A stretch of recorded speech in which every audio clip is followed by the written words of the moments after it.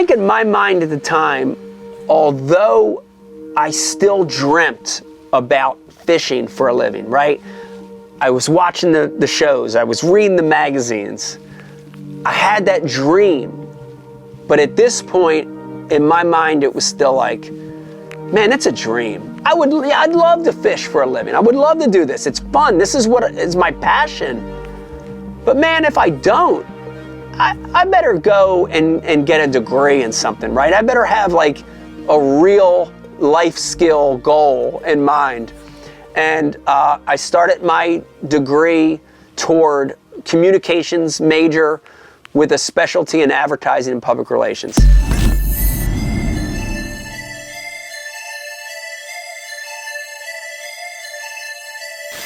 And my sophomore year, I decided to try to enter some of these Pro-Am events as an amateur. The events, they were called the Bassmaster Top 100s. It paired 100 of the world's best professional fishermen with 100 of the world's scrubbiest amateur anglers. And, you know, at the time, it was hard to get into them. You know, they were basically lotteries. They were draws. And you would enter into a drawing, and there were thousands of applicants that came in. And you had to be lucky enough to get drawn to be one of those 100 amateurs. So in 1993, as a sophomore, I entered 2 events. I put in for 2. I remember being crushed when I got the letter. It was actually a letter back then, paper trail. The letter back from Bass that said, "We're sorry to notify you, you were not selected for this tournament." I remember being crushed, but I remember still having one out there, and it was the spring of 1993, and I remember getting a letter back and saying, "You have been selected as one of the 100 amateurs for the Lake Norman, North Carolina BASS Top 100 event."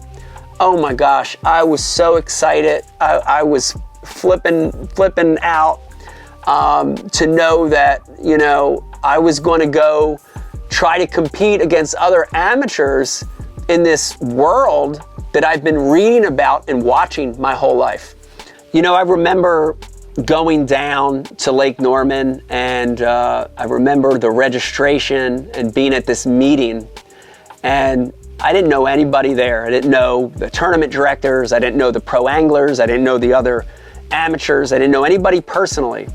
But I remember sitting in this high school auditorium at the registration, and I'm looking around, and here's all these faces that I've read about forever. Rick Clunn walked past, and Guido Hibden, and Biffle, and Brower, and Gary Klein, and all these famous faces that I've read about for years. Man, what a exciting, intimidating feeling. And back then, at the registration, they would draw you out. They would call your name, and they would call the pro's name as your partner. And I remember getting about halfway through the list, and the tournament director at the time at the meeting was on the mic, and he called my name. He said, "Michael Iaconelli, Runnymede, New Jersey, and you know, I remember being like nervous. I'm like, oh my God, you know, here it goes. Tommy Biffle, Wagner, Oklahoma." Oklahoma's Tommy Biffle, considered by his peers to be one of the best, if not the best, flipper on the tournament trail, ranked 5th in classic qualifying this year. And the number of local and regional fishing meets he wins back home borders on the phenomenal. He's good. And dude, I was so excited because, you know, Tommy Biffle was one of those guys I've read about. He was a tournament winner. He was a champion. He was always in the mix. He was the master with a jig, with flipping and pitching. And I remember being so excited to go fish with him. You gotta remember, back then they were 4-day events, and I got to fish 4 days with 4 different pros. The first day I drew Tommy Biffle. The second day I drew Cliff Kraft. The third day I drew Gary Klein. And the fourth day I drew David Fritz. I mean, think about those names. Biffle, Cliff Kraft, Gary Klein, David Fritz, all in the same tournament. It was mind-blowing. Man, I remember being open jaw, open mouth, watching these guys at their craft, getting to see firsthand things I've never experienced, the way they manage their time, the way they cast, all of it, right? It was all so eye-opening, almost to the point where it was hard for me to fish. You got to remember, I had never even been in a bass boat up until that point. Back then, the horsepower limit was 150, but when I got in Biffle's boat that first morning, and he put the hammer down, and we were going, I don't know, 60 miles an hour in his Ranger with a 150 on the back, my face was smushed back. Dude, it was all like, it was all adding to this excitement of me wanting to do this, right? The other thing which was an eye-opener was that first day when I drew Biffle. This was like the biggest welcome to professional bass fishing that you'll ever get. I remember being in his boat and us racing to go to a bridge. And in the morning he said, Mike, we're gonna start fishing top waters and spinner baits on bridges. And then once the sun gets up, we're gonna flip docks the rest of the day. And I was like, yep. I knew Tommy was gonna do that. I know he's a jig guy. And it's gonna be just to pick out 2 or 3 areas and stay in those areas, not worry about the tide, what it's doing. I think I can go in about any area and get 5 or 6 bites or more.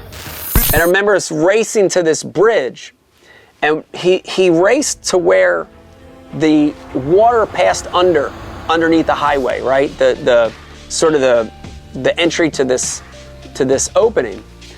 And as he raced there was already a boat fishing there.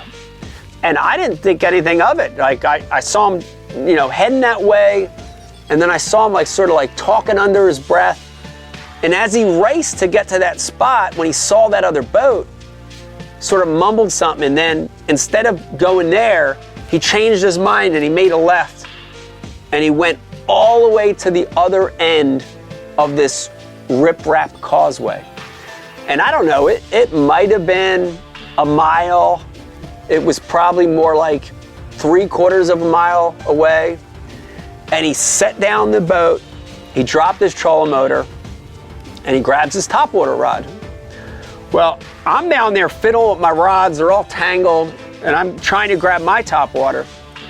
Before I can even get my rod untangled, I look, and that boat that we saw at the other end of the causeway is racing toward us. I mean, I have no idea what's going on. I'm so green, I can't even tell you. And before I know it, this boat comes down on pad, I don't know, 20 feet from us, literally put us in wake. And when this boat comes down off pad, I look, and it's Denny Brower. Oh, glory. That's it. That might do it. Boy, that could be it. He might take the lead, Ray. He might take the lead. That's going to give him the fish he needs. It's Denny Brower and his co-angler. And every other word out of Denny's mouth was, he's yelling at Tommy Biffle, he's yelling at my partner. You saw me here in practice. You knew I was going to come here. You fucking hole jumper, you You knew I was catching fish here. And dude, I didn't even start fishing yet. I didn't get my rod out of the tangle yet. It was the most unbelievable, crazy, bizarre welcome to the sport of competitive bass fishing. It was, all in all, it was a great experience. I didn't do very good in the tournament. I didn't make a check. I didn't place high. But I left Lake Norman in spring of 1993 with a lot better understanding of how the sport worked. It gave me more energy and excitement and drive to want to do it for a living. It really did.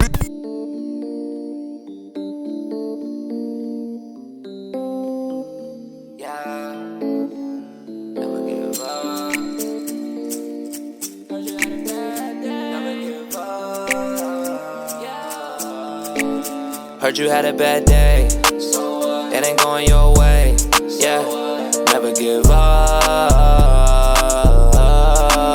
Heard my life was a movie, I got people trying to use me, I will never give up.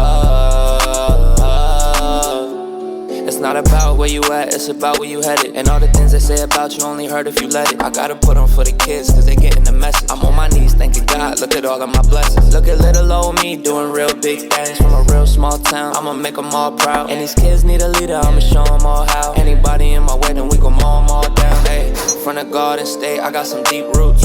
Fisherman drip with some new boots. I almost didn't make it, that's the real truth. They call me the general, I got real juice. Pull up in a Bascat doing donuts. When I'm at the classic, the people go nuts. Heard you had a bad day, it ain't going your way, yeah, never give up. Heard my life was a movie, I got people trying to use me, I will never give up. You know, having Ray Scott, who was the weighmaster, you know, congratulate me and give me my plaque and hand me the keys to this boat. And I was thinking, how the heck we getting this thing home? But all of a sudden I look at my uncle, and my uncle was kind of smiling, because that day while I was fishing, and I have no idea he did this, he had so much confidence in me that he took his van to like a U-Haul place and he had a hitch installed. Dude, it's crazy to think about that, to think that my uncle had enough confidence in me that I would win, that he had a hitch installed.